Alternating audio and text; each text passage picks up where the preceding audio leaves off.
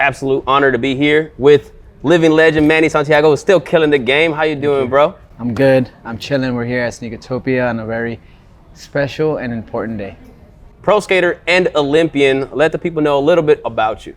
Well, in short term, I am just a dude with a missing tooth who likes to have fun, following my journey through skateboarding and just enjoying life and just trying to, I guess live every day like it's my last and believe that anything is possible. So like something like this is crazy. You were a part of history and you were a competing Olympian. What does it feel like to you being a part of that and now having skating in the Olympics? I mean, before the Olympics was announced, I had accomplished a majority of everything that there is to accomplish in skateboarding within the contest setting, like all the biggest contests in the world, and riding for dream companies that you like. And so when they announced that skateboarding was going to be in the Olympics, I feel like that's like a way farther goal, like it's a higher goal. And when they announced it, I knew I had to do everything possible to be in it and represent my country. So that in itself is something that I don't know if I'll be able to top that milestone, but the goal is to continue to create these milestones in my career. So honestly, I'm still speechless to be in that environment alongside the best athletes in the whole entire world per country in their field. Seeing Naomi Osaka, Paul Gasol, all these guys there, like all these amazing athletes, and knowing that my name is right next to theirs is I can't even fathom like how to even tell you how I feel about that. So aside from the Olympics, what are some of the other highlights or some of the history of Manny Santiago in skateboarding? Well, I mean, I have a lot. I was born in Puerto Rico, grew up in Lowell, Massachusetts. So being on the East Coast in the early 2000s, it was really hard for you to make it in skateboarding. So just coming out of a small town and pursuing, my dreams and going to Florida and then ending up in California to want, to become a pro skateboarder. I feel like that's one of my biggest highlights is just pursuing that. And then, after that, just being able to skate and be mentored by my favorite skaters and alongside all my friends, which is another, milestone. There's just so many, from winning the Free Flow Tour, first ever Free Flow Tour, which then became the Do Tour. And then, being the #1 overall pick for SLS in 2012, which I had to win. And then, getting third at X Games. There's just so many, becoming a father, and then now going to the Olympics. It's insane. The life, and I can't give you everything in 2 minutes, but I just feel like ultimately though that my biggest highlight in my life, in my career, is just that I'm still here, I'm still pushing, and I want to do this for as long as I can. That's right. That's right. Are you a sneakerhead? We all are sneakerheads. Skateboarders are sneakerheads, whether they think they are or not, because a sneakerhead is someone that when they see a shoe, they have to have it. They have to preserve it. They have to collect it. It just so happens that we like to destroy them. But that's the beauty in being a sneakerhead as a skater, because you get these shoes and then you show the world that you can do tricks in them. And I have a bunch of shoes at home, from a bunch of P-Rods to a bunch of Jordans to I got a pair of Guy Mariano Lakais. I got a pair of Brad Cromer Huffs. There's just specific shoes that I like to collect. What's your favorite shoe?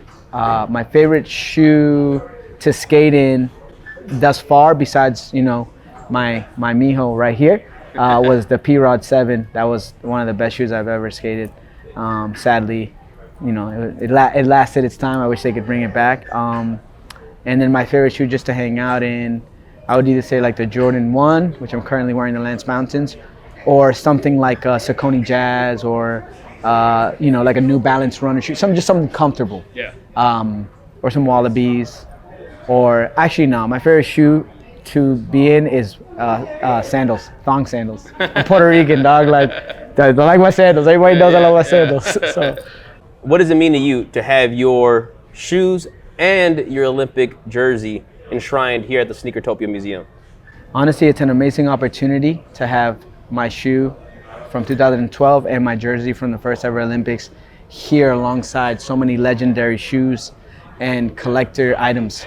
So it just goes to show how important our work has become in how much the things that we create can be admired and appreciated. So to be the first like real skate collection here amongst the most amazing shoes that I wish I had at my house is a true honor. So Manny Santiago, I'm sure that you've faced some type of doubt in life, whether it be from other people, from yourself. How have you dealt with those situations, and how have you persevered, or what's motivated you to continue moving past any doubts? I would say, doubt comes with everything that you do, meaning other people, they don't see what you see. They're not in your shoes. They're not dreamers. They don't dream what you dream. So I feel like everybody deals with that. I definitely for sure have dealt with that in my career, but I've always proved people wrong. I've always voiced people what I was going to accomplish, what I wanted to do, places I wanted to go. And the way I deal with it is that I just ultimately believe in myself so much that I don't really care what other people say. And at the end of the day, it's my dream, it's my journey, and if I put the work towards it, I can achieve it. So I just believe in myself. Sort of like Naruto. Yeah. I'm like the Naruto. But you're a big fan of. Yeah. Not a big fan of the Katsuki, but this is a perfect shirt for the shoes I'm wearing. We have the next PSA stop on December 4th. Are you excited about it, and are you preparing for it? Yeah, I'm excited. The first one was amazing, which was in my backyard. The second one was at Diamond. So I'm really excited for the third one. I'm really excited to continue this journey with PSA. I think it's an amazing contest. The format is perfect. Everyone has so much fun. We just put on a show, we skate together, and at the end of the day, we get to accomplish a bunch of things and travel. So I can't wait for it. I hope everybody tunes in. I hope people enjoy it, and it's the beginning of something very special. Do you have any advice for any up-and-coming skaters? I would say my advice for up-and-coming skaters is skate because you love it. Push yourself because it's something that you want for yourself. Don't do all of this just to get something in return. If it just so happens to work that way, cool. If you want to fight for it, that's cool. But know that skateboarding is a tool for freedom and to self-express yourself. So as long as you find that, that's all that matters. Yeah. And if they're on Fortnite, they don't want it.